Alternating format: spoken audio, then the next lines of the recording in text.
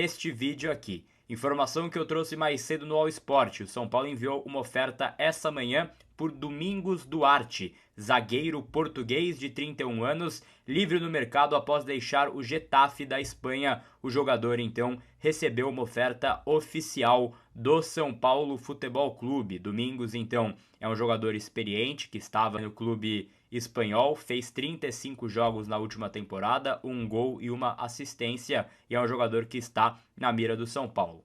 Para além do São Paulo, o Botafogo também enviou oferta ao jogador e também outros clubes da Europa também estão de olho tentando contratar o atleta. O São Paulo tem pressa para tentar encerrar esse negócio, tentar fechar esse negócio com o Domingos Duarte e está em busca ali de algumas opções para a zaga e ele virou um alvo prioritário. Ele vem sendo oferecido por um intermediário brasileiro ao mercado da Série A nos últimos dias. O São Paulo consultou valores, viu que estava dentro do que era viável, encaminhou o nome à sua comissão técnica de Dorival Júnior e Dorival Júnior aprovou então a contratação. Ouvi que ele deve ganhar entre 700 a 800 mil reais por mês. Esse deve ser o vencimento mensal aí, caso feche a contratação. É o que o São Paulo quer pagar nele. Se for algo muito além disso, que for a sua última pedida, dificilmente o São Paulo fecha esse negócio. Contrato até o final de 2027, até dezembro de 27, seria o molde que está sendo conversado e trabalhado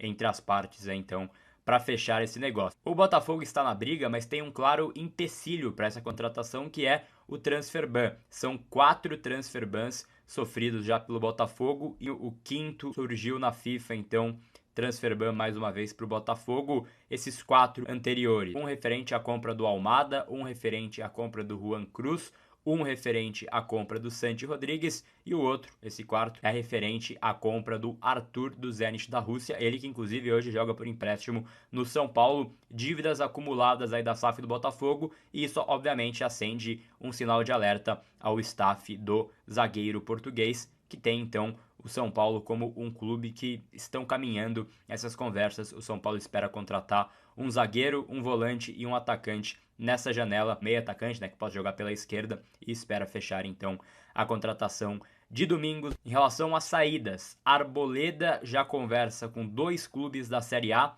tem possibilidades, mas o São Paulo não quer empréstimo, quer ou venda direta ou troca de jogadores. Está conversando por uma possibilidade de troca, ainda não consegui descobrir qual é o clube, mas está conversando.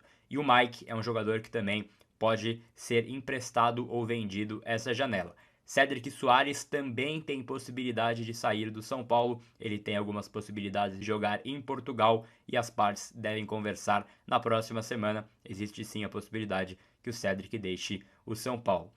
Vamos lá, pessoal, números de Vitor Sá na última temporada europeia, temporada 2025-26. Lembrando de novo, ele tem 32 anos de idade, estava jogando no futebol da Rússia, no Krasnodar, e tem 1,74 m. E fez 29 jogos na atual temporada, 24 deles como titular, 5 gols marcados, 1 assistência, 1 pré-assistência, 22 passes para finalização, 31 arremates com 42% de acerto no gol adversário, desperdiçou a posse de bola em média 9,4 vezes a cada 90 minutos, acertou 79% dos passes que tentou, tomou 1 cartão amarelo e não foi expulso nenhuma vez. Vitor Sá na última temporada europeia. Torcida Soberana, conta para mim nos comentários do vídeo o que vocês acharam desse quadrinho, dos números do jogador. Calma, ainda vai ter mais informação, opinião e lances do atleta, mas eu sei que você adora. Seguindo com o jogador, pessoal, vamos falar mais um pouco sobre o atual momento do Vitor Sá na última temporada europeia. Bem, pessoal, ele não termina a temporada jogando, né? A gente vai falar sobre isso no próximo quadro do nosso canal, mas em vias de regra, ele foi mais titular do que reserva do Krasnodar ao longo da temporada. Então ele foi aquele cara assim absoluto, jogou os 90 minutos sempre, todos os jogos do Krasnodar. Não chegou a tanto, ele chega a ficar algumas partidas no banco e não entra, é substituído na maioria esmagadora das partidas, mas foi uma peça importante no ataque do Krasnodar, que além dele tem ali o John Córdoba, que é um excelente centroavante, você tem o lateral esquerdo uruguaio, o Lucas Olaça, você tem o volante brasileiro Douglas Augusto, enfim, tem alguns jogadores interessantes naquele elenco do Krasnodar, jogadores sul-americanos, né, que o pessoal conhece normalmente. Então, assim, foi titular a maior parte dos jogos, mas não foi um protagonista da Liga Russa na temporada 25-26. Ele termina a temporada sem estar dentro de campo, beleza?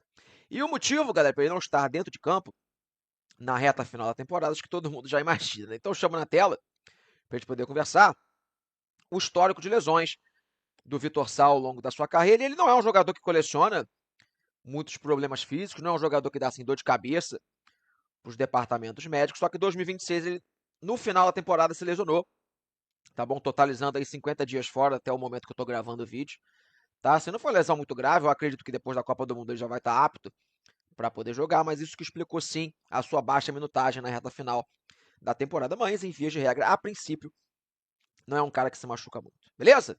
Sei que todos aqui querem ver lances do Vitor Sá na última temporada. Vou trazer eles agora mesmo, mas só vou antes disso para poder contextualizar, falar um pouquinho sobre sua faixa de atuação dentro de campo, né? Então bora lá com o mapa de movimentação, mapa de calor do Vitor Sá nessa temporada. E o Vitor Sá, pessoal, é um atacante destro, tá bom? Que tende a fazer o pé trocado, ou seja, jogar pelo lado esquerdo do campo. Pode fazer o lado direito? Pode, é um jogador com experiência, um cara com qualidade técnica suficiente para também fazer o lado direito. Mas em vias de regra, ele é um cara que joga com o pé trocado, bem próximo à linha lateral pelo lado esquerdo. Em relação às suas características, é um jogador de velocidade e drible, principalmente. Tá bom? Claro que vai passando o tempo, né? O Vitor Sá, da época de Botafogo, por exemplo, lá em 2024, já se passaram 2 anos.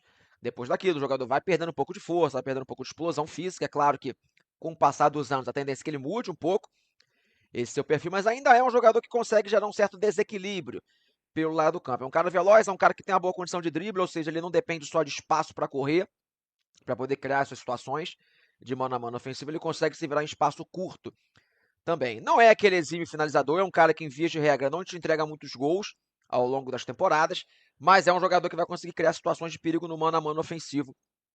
Principalmente a tendência é que ele crie mais situações para os seus companheiros do que seja realmente um artilheiro, um fazedor de gols com a camisa do São Paulo. Beleza?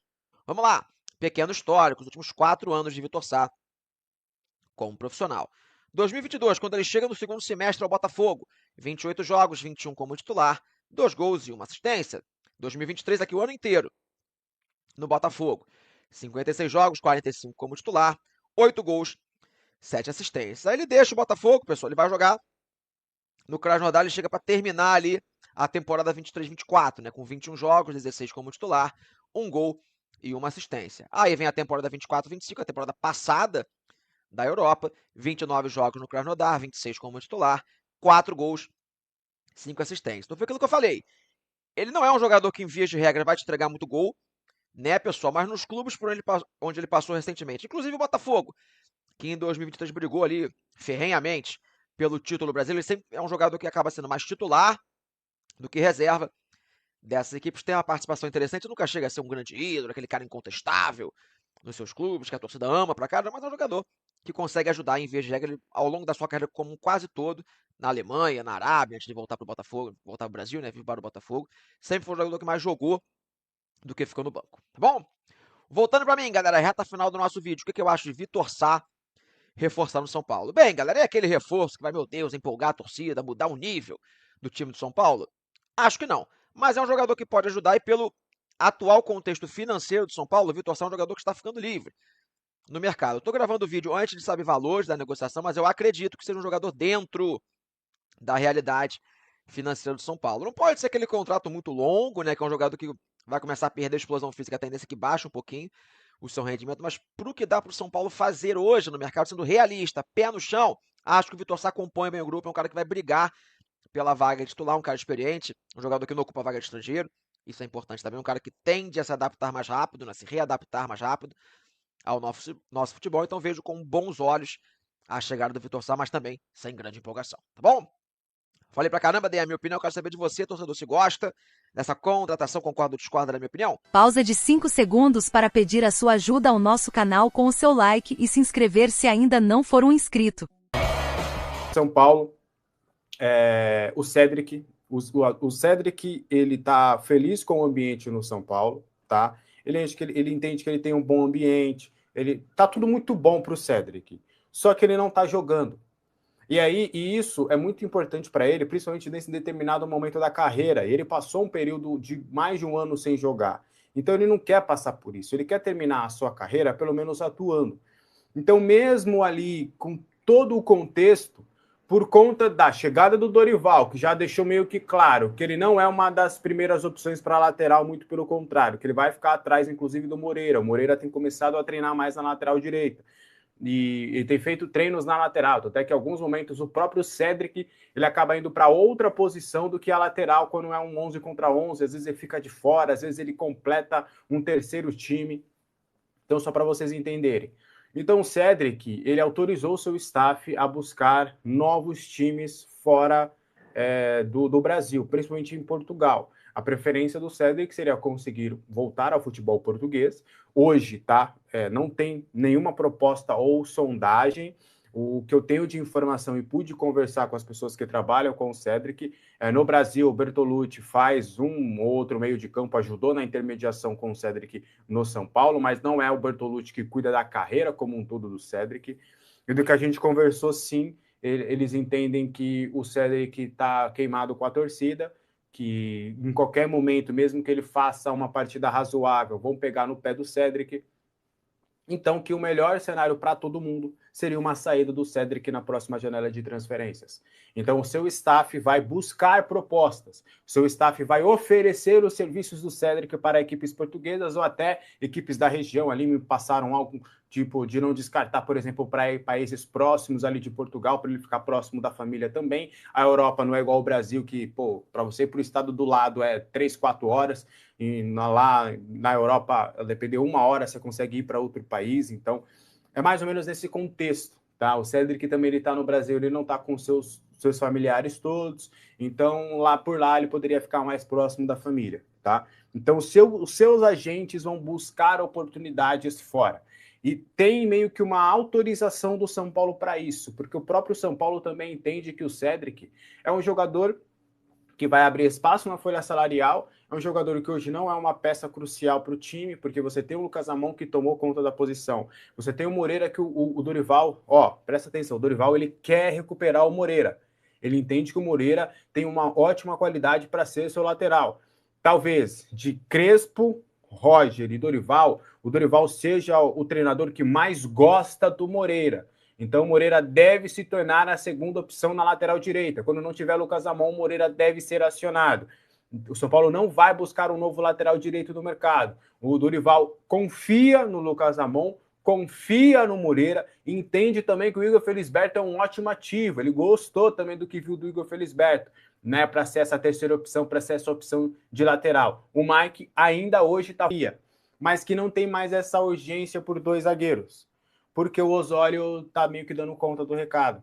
A avaliação de todos é de que o Osório está sendo alguém ali que dentro de uma fogueira, que dentro de um contexto muito ruim para se colocar jogadores da base, o Osório, pelo menos, ele tem sido seguro.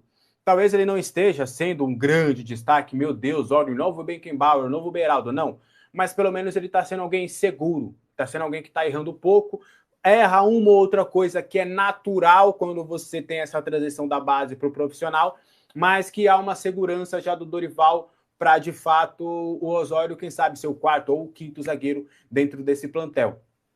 Então, o São Paulo hoje já não cogita mais a possibilidade de contratar de uma maneira emergente 2 zagueiros. Vai tentar ao máximo possível contratar um. Essa é a urgência do São Paulo nesse momento, contratar um zagueiro. E aí você fica com 5. Invariavelmente, ali você pode acabar cumprindo tabela com o Isaac ou o Igão em algum determinado momento para que eles venham para compor esse elenco profissional. Mas se tudo der certo, o São Paulo fecha com o zagueiro, vai buscar outras opções, aí se surgir uma oportunidade interessante, o São Paulo pode acabar contratando. Mas o Osório, ele conquistou esse espaço, tanto pelo Dorival Júnior, bem como pelo departamento de futebol.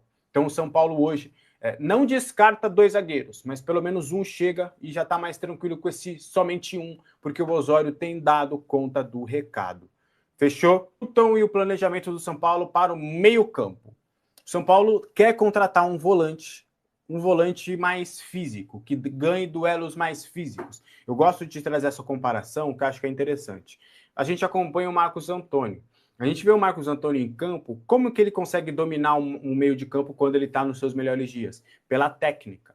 né? Ele pega a bola, faz o time jogar, ele faz o time jogar através da sua técnica, até porque ele não é forte e não é alto. Então o São Paulo, o Dorival principalmente entende que o São Paulo precisa variar um pouco o meio de campo. Mesmo que o Bobadilha fique, o Marcos Antônio, ainda tem o Danielzinho, tem o Negruti, tem o Hugo, tem o Jorginho, são jogadores mais técnicos, que dentro das características deles, eles têm as suas diferenças, eles têm as suas divergências, né? Mas eles não são jogadores físicos. Eles em todos os momentos, eles acabam indo mais para um lado técnico, para um lado de inteligência tática, não por um lado físico. E o Dorival entende que seria necessário, para variar o sistema, para variar alguns jogos, você ter pelo menos um meio de campo, um meio-campista que ganhe isso na parte física. E quando eu falo física, não é forte, não é força, tá? É pelo lado físico. O cara é alto, o cara corre o campo todo, o cara, como se fosse o Alisson.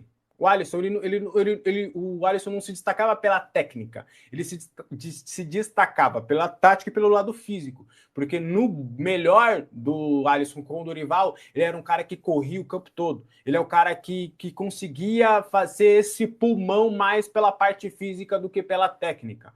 Então, só para vocês entenderem, na visão do Dorival, e o São Paulo corrobora, o São Paulo precisa de um jogador mais físico, de um jogador que realmente ganhe esses duelos na parte física também, além da técnica. E o Newton é avaliado como esse jogador. O Newton, do que eu soube, tá, chegou a ser oferecido ao Corinthians, chegou a ter negociações com o Corinthians no início do ano, algo bem superficial, tá? E aí o Newton é agenciado pela Talentos Esportes, que é do Paulo Pitombeira. A Talentos Esportes tem um camarote na Neoquímica Arena, e a Talentos Esportes é um jogador, uma empresa que agencia o Arthur, que está feliz no São Paulo. Então, para vocês verem como algumas coisas acabam acontecendo. E aí o Newton, o Dorival aprovou naquela época no Corinthians e aprova agora no São Paulo. Ele entende que ele precisa desse jogador. E o São Paulo está negociando, o São Paulo entende que seria interessante fechar um empréstimo até o final do ano com algumas metas estipuladas para você fazer um pagamento de 3 milhões de euros, e o Botafogo gostaria de uma venda agora por 5 milhões de euros. Então o São Paulo está conversando sobre essa possibilidade. E aí, sobre esse planejamento do meio-campo, a ideia seria, o Bobadilha pode sim ser vendido, o Marcos Antônio, eles contam com o Marcos Antônio, eles falam em não vender o Marcos Antônio, Danielzinho, mais um volante. Aí você teria o Negruti, Pablo Maia, o Negruti seria o reserva imediato do Pablo Maia, você teria o Jorginho, que o Dorival gosta, o Hugo, que ele tem gostado bastante, então você já teria várias opções para esse sistema. O Luan não faz parte dos planos, pelo menos neste primeiro momento, pelo Dorival, só que eu acredito que o Luan não vai sair porque o Luan ele é resiliente, ele vai tentar ali no dia a dia convencer o Dorival de que ele pode ficar. O Luan, ele quer permanecer no São Paulo, ele quer renovar esse vínculo. Então, hoje também não se trabalha com subir mais nenhum outro atleta, por exemplo, o Matheus Ferreira, ele deve terminar o ano lá no Sub-20 mesmo, e aí no ano que vem ele vir para o time profissional, só que aí é mais ou menos nesse cenário que o São Paulo trabalha para o seu meio de campo. E aí tem o Pedro Ferreira, que o Dorival vê como mais um camisa 10, o São Paulo gostaria e vai observar no mercado a possibilidade de também contratar um camisa 10 em meio a todas as outras urgências que o São Paulo tem, e o Cauli também pode voltar para poder ajudar nesse sistema de jogo dentro do São Paulo. Então, pro meio-campo do São Paulo, é mais ou menos esse o planejamento que ele tem nesse momento. Então, Pablo Maia titular, e aí você pode ter um meio de campo, por exemplo, com Danielzinho, Marcos Antônio e Cauli, ou Danielzinho e Marcos Antônio, e aí o Luciano joga como um meio atacante, o Arthur pela direita, e do outro lado, o Wendel tendo total liberdade para ir para a linha de fundo, ou para ele ser esse, entre aspas, ponta, desse lateral mais espetado para a linha de fundo. E aí você teria no banco nomes como o Negruti, o Hugo Leonardo, o Jorginho, o próprio Pedro Ferreira, o próprio Cauli para variar esse sistema em alguns momentos. Você vai ter também esse volante, talvez esse camisa 8 que o São Paulo busque. E repito, neste primeiro momento o Dorival pensa no Moreira como lateral, ele não pensa em usar o Moreira como meio-campista neste momento. E o Luan, pelo menos por hora, estaria fora dos planos do técnico Dorival Júnior. Então, ufa, esse seria mais ou menos também o planejamento do São Paulo para este meio de campo após a pausa da Copa do Mundo.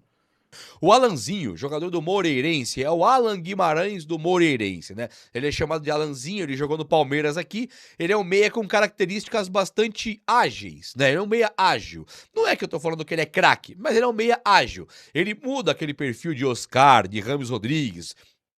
Teve mais algum que foi bem lento, assim, que tinha aquela característica mais lenta, assim, né? Aquele cara mais velho. Falasse de Paulo Ganso agora no São Paulo. Esse Alanzinho, ele é um cara de mais mobilidade. E o Alanzinho, ele tem 26 anos. E o contrato dele com o Moreirense acaba agora, no meio do ano. Aliás, vou falar do Alanzinho, vou falar de 2 pontas esquerdas e também de um zagueiro. Todos, sem exceção, todos com o contrato acabando agora, daqui 30 dias. E esses 30 dias são exatamente a parada para Copa. Então não teremos jogos de time nenhum. Então tudo que o São Paulo fechar agora, vem pro São Paulo agora, assim que a janela esteja aberta. Mas as negociações já estão a todo vapor e o São Paulo tem sim interesse, não é de agora, de trazer o jogador Alanzinho, o Alan Guimarães, do time do Moreirense. Moreirense, pra quem não sabe, é um time de segunda prateleira de Portugal, né? É um cara que é brasileiro, viria aqui sem ter que se adaptar muito ao futebol brasileiro. É claro que tem que adaptar,